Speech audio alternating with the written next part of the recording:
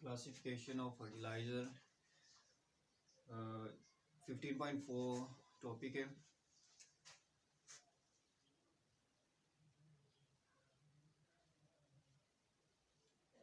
इसमें हम देखेंगे कि फर्टिलाइज़र को किस लिहाज से क्लासिफाइड किया गया है। तो इससे पहले हम देखते हैं कि फर्टिलाइज़र क्या है। फर्टिलाइज़र हमने पिछली क्लास में पढ़ा है कि फर्टिलाइज़र वो सब्सटेंस होते हैं जो ज़मीन में ऐड होते हैं और इनकी जो फसलों की प्रोडक्टिविटी होती है, ग्रोथ होती है, उसके लिए बहुत ही ज़्यादा इम्पोर्टेंट होते हैं। तो देखते हैं सबसे पहले definition. Fertilizers are the substance added to the soil. ज़मीन में इनको ऐड किया जाता है क्या करने के लिए? To make up the deficiency, उस कमी को पूरा करने के लिए। वो कौन सी कमी है कि जिस तरह हम एक ही खेत में बार बार फसलें काश्त करते हैं तो इससे क्या होता है कि उस ज़मीन में जो नेचुरल एलिमेंट्स हैं उनकी कमी होती है। तो उस कमी को पूरा करने के लिए हम क्या करते हैं, यहाँ पे उन फर्टिलाइज़र का इस्तेमाल करते हैं जिसमें वो एलिमेंट्स मौजूद हों। ऑफ एसेंशियल एलिमेंट्स लाइक, वो कौन से एलिमेंट है जिनकी कमी होती है? नाइट्रोजन है, फास्फोरस एंड पोटाशियम। इनको कलेक्टिवली बोलते हैं NPK fertilizer. Nitrogen, phosphorus and potassium fertilizer required for the proper growth of plants. ये क्या है? ये किसी भी प्लांट की प्रॉपर ग्रोथ के लिए बहुत ही ज़्यादा ज़रूरी होते हैं। तो डेफिनेशन के बाद हम इनकी क्लासिफिकेशन देखते हैं। क्लासिफिकेशन, फर्टिलाइजर को किस तरह क्लासीफाई किया गया? Fertilizers are classified according to nature of element. Element की नेचर की बुनियाद के ऊपर इनको क्लासीफाई किया गया है। जैसा कि मैंने पहले बोला कि नाइट्रोजन, फास्फोरस और पोटाशियम, इनकी बुनियाद के ऊपर इनको हम क्लासीफाइड करेंगे। तो देखें जी, सबसे पहले क्या है? Nitrogenous fertiliser. पहले फर्टिलाइजर कौन सी है? नाइट्रोजीनियस फर्टिलाइजर, जिसमें नाइट्रोजन शामिल हो, ऐसे कंपाउंड जिसमें नाइट्रोजन शामिल हो। इसके बाद पोटाशियम फर्टिलाइजर्स, जिसमें पोटाशियम एलिमेंट लाजमी कॉन्स्टिट्यूंट हो। इसके बाद फॉस्फेटिक फर्टिलाइजर, जिसमें फास्फोरस शामिल हो। These are the fertilizer which are classified according to their elements. Next है, हम इसको डिस्कस करते हैं nitrogenous fertilizer. Nature of fertilizer में नाइट्रोजीनियस फर्टिलाइजर, नाइट्रोजीनियस फर्टिलाइजर जिसमें नाइट्रोजन एसेंशियल कॉन्स्टिट्यूट हो। हमने पिछले टॉपिक में पढ़ा था कि हर कंपाउंड जिसमें नाइट्रोजन हो फर्टिलाइजर नहीं होता। फर्टिलाइजर वो ही होगा जो क्या करेगा, प्रोडक्टिविटी के लिए यानी उसकी प्लांट ग्रोथ के लिए इम्पोर्टेंट होगा।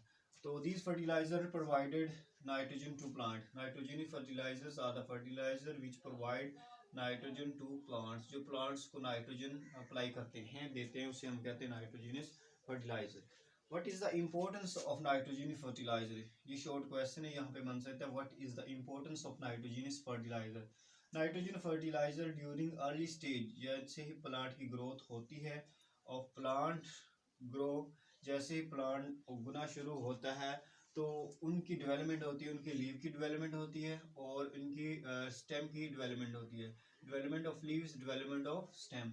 तो नाइट्रोजनस जो फर्टिलाइजर है, ये लीव्स और स्टेम, जब प्लांट की ग्रोथ हो रही होती है तो इनके लिए बहुत ही ज़्यादा ज़रूरी होता है, इनकी प्रोडक्टिव के लिए, इनकी ग्रोथ के लिए। इसके बाद देखें जी, मेन कॉन्स्टिट्यूट ऑफ प्रोटीन।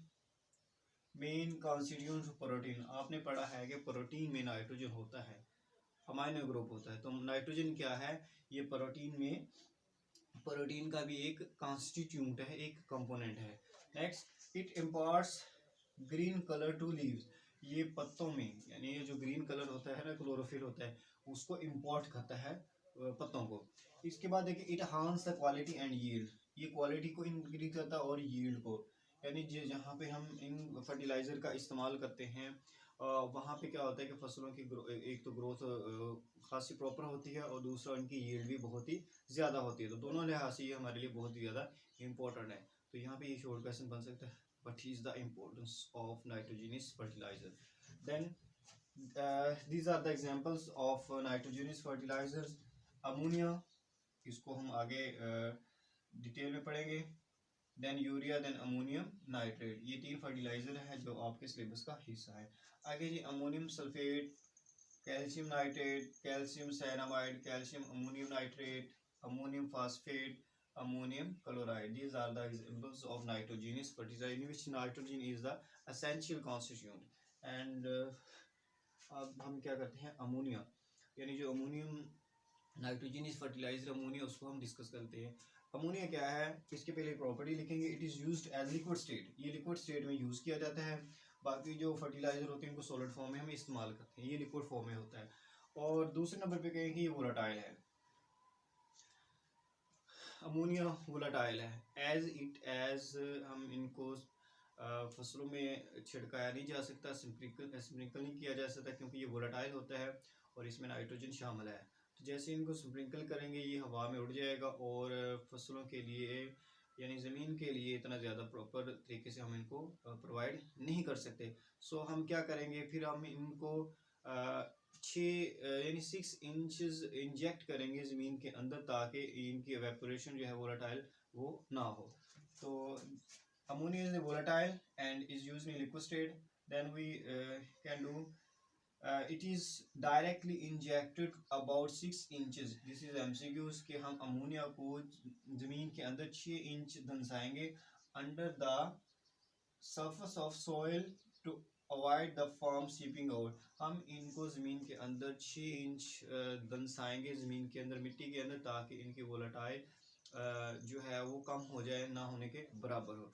तो देन इसमें what is the percentage of nitrogen in ammonia, यहाँ पे शॉर्ट क्वेश्चन एमसीक्यू बन सकता है। What is the percentage of nitrogen in ammonia, it is about 82% of nitrogen in ammonia. अब ये जो परसेंटेज है इसको फाइंड करने का फार्मूला क्या है, यहाँ पे देखें अमोनिया है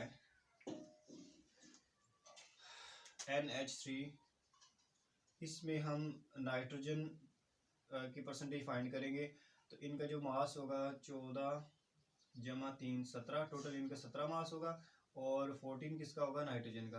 तो mass of nitrogen 14 divided by total weight multiply by 100, तो इससे क्या आ जाएगा 82 पॉइंट समथिंग, यानी इसकी परसेंटेज आ जाएगी। इसी तरह हम बाकी यूरिया, अमोनियम नाइट्रेट और फास्फेटिक जो फर्टिलाइज़र है उनकी भी परसेंटेज इसी तरह हम फाइंड करेंगे। तो इसमें है जो फर्टिलाइज़र की डेफिनेशन है, इम्पोर्टेंस है, एंड अमोनिया इस properties and percentage of nitrogen, ये सारी की सारी चीज़ें इंपॉर्टेंट है, इसे अभी माइंड में बिठाइएगा।